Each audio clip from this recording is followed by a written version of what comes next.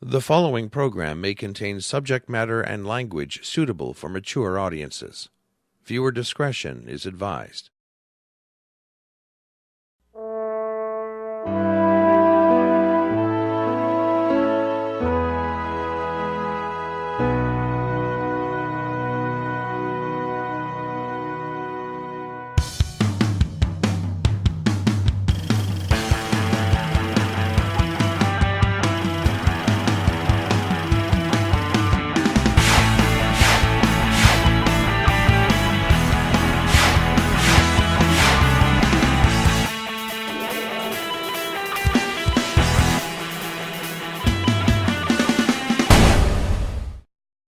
And welcome back to Season 4 of The Meltdown. I'm Norm. And I am Jeff. And you know, Jeff, I was thinking about this morning. Our fourth season. Yeah.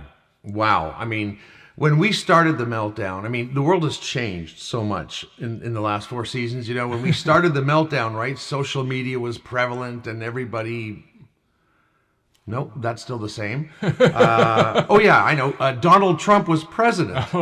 Oh, wait a minute. He's still the president. Okay, so I guess what we're trying to say is not a lot changes in 4 seasons. Of course, we average 2 seasons a year, so it's only really been 2 years. Yeah. But you know what? It's been a fun 2 years. We've had a lot of fun on the show and learned a lot. Like, I go to parties now, Jeff, and I actually, honest to God, I quote facts from our show. Like, wow. I remember we were at this one party a month ago, and I don't know, people were just talking about stuff, and I said, hey, do you know what Best Buy used to be called? Like, that's my favorite fact. My favorite fun fact. I've told that story as well. Yeah. It's just kind of cool because just nobody seems to know that kind of thing, and yet the information is available. Okay, Jeff, you want to take us to our first segment then? Okay.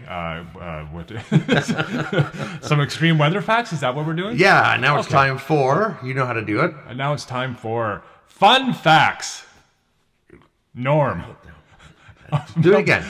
Do it again. This is. I know this is only Jeff's second time. Anyway, now it's time for some Meltdown fun facts. So here are some extreme weather facts. First off, close to 2,000 thunderstorms are going on around the world this very moment. Wow. Lightning generated by those storms will strike 6,000 different spots on Earth in the next minute. Wow. Have you ever seen footage from, let's say, the space station or something where they show all the different, the sky lighting up all around the globe? Yeah. That's constant thunder. Like, I don't know if people realize that, but it's constantly happening. Wow. Yeah. Never thought of it that way. That's interesting. Check out some images if you can. It's really cool. Yeah. Our second fact, the average lightning strike is 6 miles long. Yeah, that's long. That's long. Here's another fact. The temperature of lightning's return strike can reach 50,000 degrees Fahrenheit. Oh. And the surface of the sun's not even that hot. The sun's surface is around 11,000 degrees Fahrenheit. 11,000. Yeah. So you can cook an egg in like minus 5 minutes? I don't know. Yeah. It's pretty dangerous, though, cooking an egg that way. Anyways. Yeah. Now, before I read this next fact, I have to clarify. Is that billion or trillion? Let's see, that's a million, that's billion, that's trillion. Never mind, you got it. Here's the next fact. A good-sized thundercloud can contain a mass weighing in at about 8,750 billion pounds. And that's the weight of 10,000 747 jet airliners. Wow.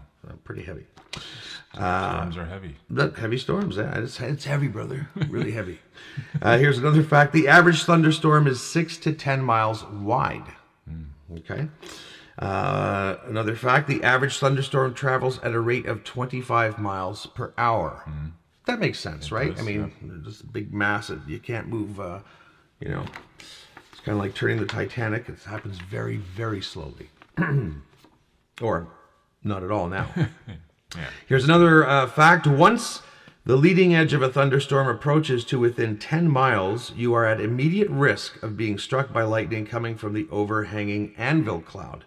Because of this, many lightning deaths and injuries occur with clear skies directly overhead. Wow. So you may not even see it coming. Yeah. Well, it's interesting because I used to play in the National Capital Baseball League, and umpires are told, and probably still to this day, I've been playing the league for several years, but they are told that if they see lightning, just see it. You have to at least delay the game. Everybody gets into their cars or under proper shelter, because and that sort of goes with what you've just said. I mean, if it looks like it's far away, but it still can be dangerous in a matter of seconds, right? So that's why umpires are told, you delay the game. You take shelter when you see lightning. That's right. Same thing with soccer too. Yeah, the ref see lightning, boom, off the field. You see lightning, you go for cover. Yep. All right, and we have one more fact, global fact. Another fact: on average, thunder can only be heard over a distance of 3 to 4 miles, depending on humidity, terrain, and other factors. So I find that interesting, because sometimes when you see lightning, then you count, the seconds, and that's supposed to be how many miles away it is. I'm sure I've counted higher than 3 to 4 miles, but whatever. It's a fact. It's a fact. Who might argue? Here are a few extreme weather facts related to just the United States. I thought these were interesting. Approximately 100,000 thunderstorms occur in the United States each year. Approximately 10% of all thunderstorms are severe enough to produce high winds, flash floods, and tornadoes. Another fact: thunderstorms cause an average of 200 deaths and 700 injuries in the United States each year. And our last U.S. extreme weather fact: this is all about snow, which is coming. I hate to say it, but at some point. The greatest snowfall ever in a single storm was 189 inches at the Mount Shasta Ski Bowl in February of 1959. That's a lot of snow. Yeah, and that's why you should never, ever, ever ski. You heard it here first on the Meltdown. You're right. So those were some great fun facts. And now, Jeff, I think it's time to introduce our next segment. And now, a Meltdown Minute with Lou.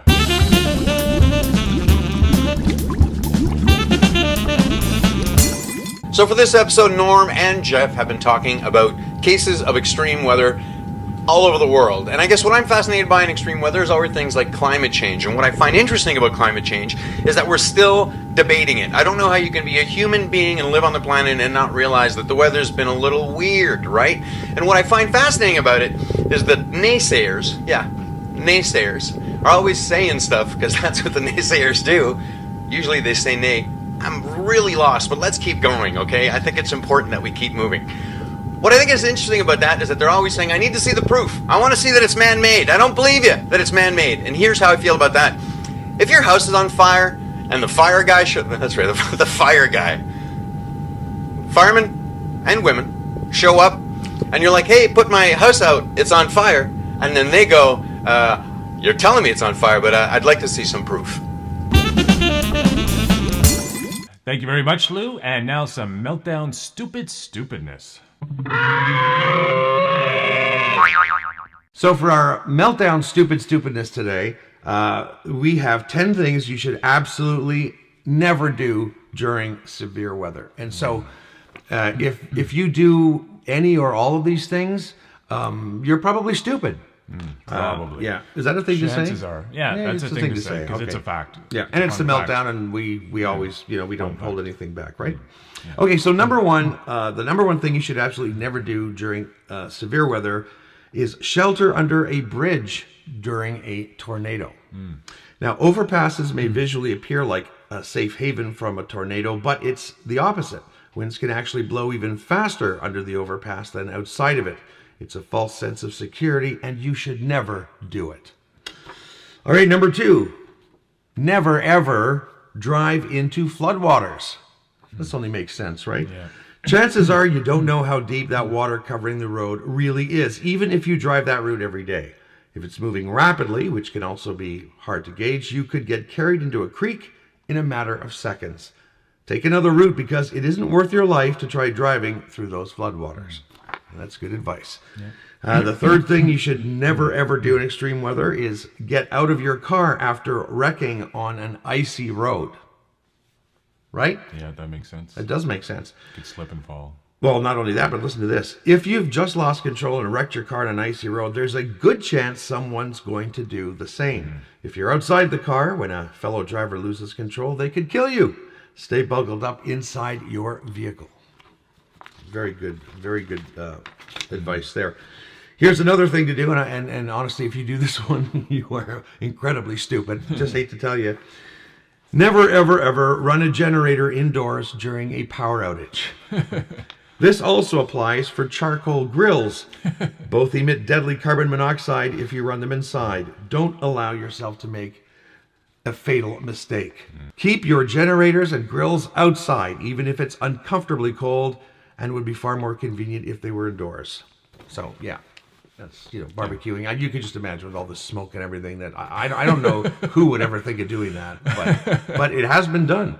Yeah, it has. I've seen articles about that. Yeah, barbecuing indoors. Yep. That's why George Foreman invented his grill, folks, because that's a safe one. There's no noxious fumes.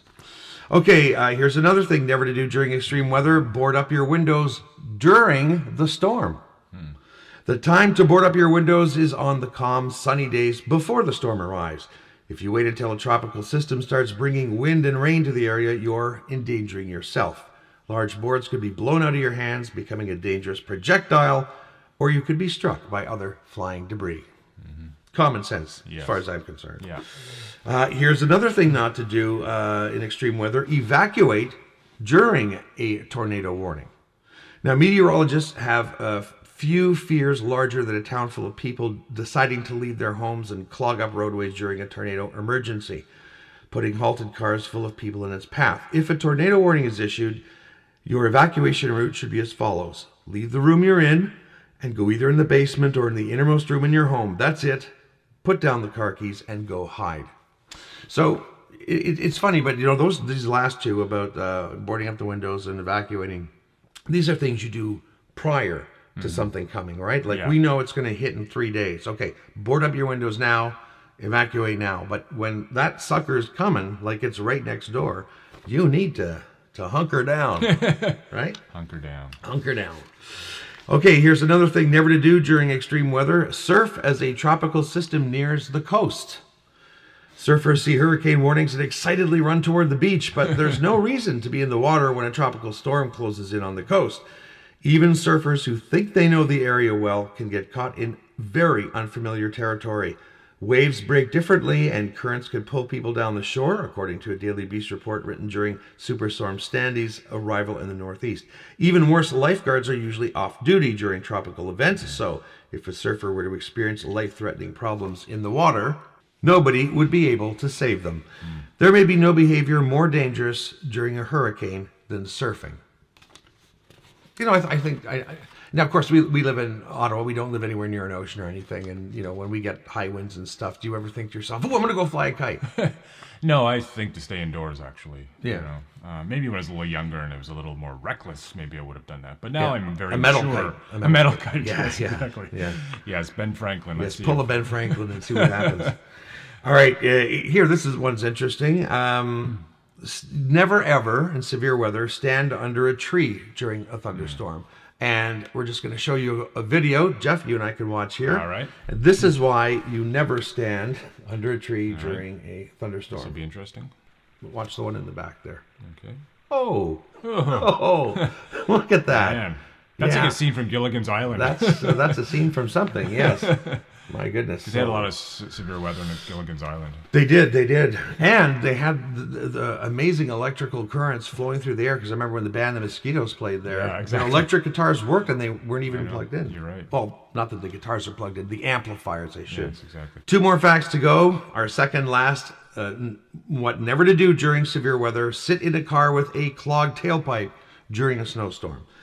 If your car's tailpipe is blocked with snow, carbon monoxide can filter back into the vehicle, becoming a threat to lives inside. If you're stranded or just taking a break from shoveling snow and want to turn on the car heater, be sure to clear out the tailpipe first, or the air will become poisoned. So, I don't know if you've ever watched those Columbo episodes where somebody tries to, in the garage, and they take a tube from the tailpipe and put it into the window of the car. It's the same thing. Exactly. So, don't do it. No.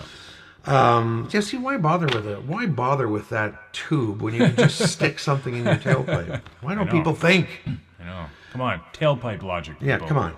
I like that's a great name for a band. Tailpipe logic. Yeah. You're right. Our last stupidness here. Again, never do this during severe weather. Never follow storm chasers in hopes of spotting the storm. I would do that. We can't stress this enough. If you don't know what you're doing, there's no reason to chase a tornado. There are serious consequences to being caught in the path of the storm. And even if you aren't hit by the tornado, you could be congesting roads that spotters and meteorologists need to be clear so that they can do their job. All very, very, very good stuff. And yeah, you know, we've given you a list of 10 things not to do during severe weather. So now it's up to you to follow, you know, those directions and yes, you know, live a long, happy life instead of, you know. Take proper shelter, people. Yeah, proper shelter. Next episode, we are going to be tackling rude people. Ooh. I wish we were physically tackling them like on a playing field, but we're just going to be talking about rude people. Are you rude? Are you an offender? Well, watch next episode and you'll find out. Until then, my name's Norm. And I am Jeff. And we'll see you on episode 2 of The Meltdown. Cheers.